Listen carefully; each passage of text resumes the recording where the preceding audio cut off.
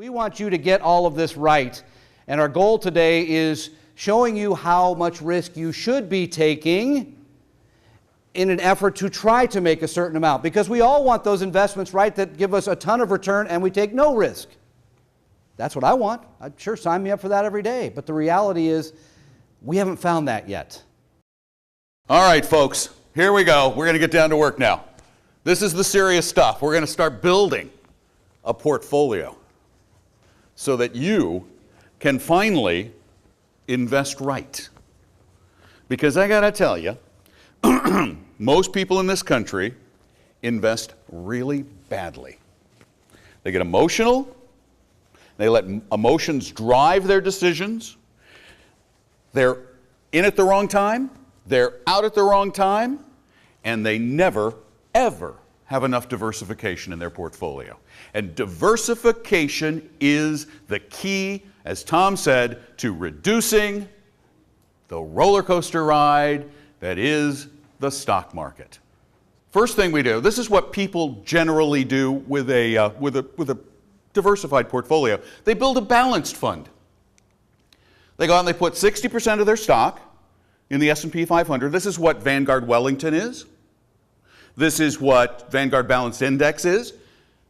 And it's 40% in a broad diversified portfolio of bonds. Now this is over the past 40 years, from 70 to 2009, this portfolio would have made you about $3.8 million on $100,000 invested in 1970 through 2009. Not a half bad return, considering in that time frame we had the 70s, at the beginning of that time period, we had the 80s where we had the big crash, and we had the lousy 2000s.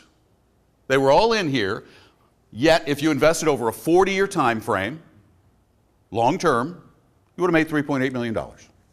Not half bad.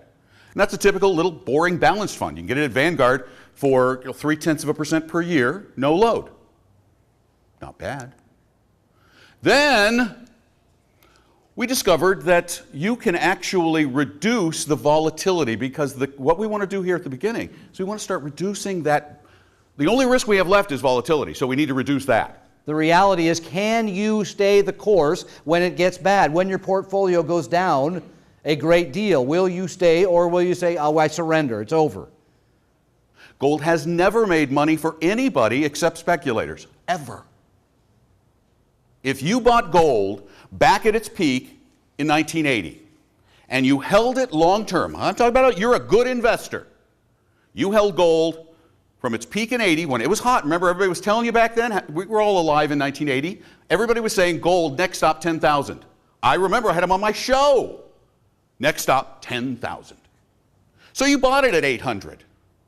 And you held it till today. What was your average annual return on the gold?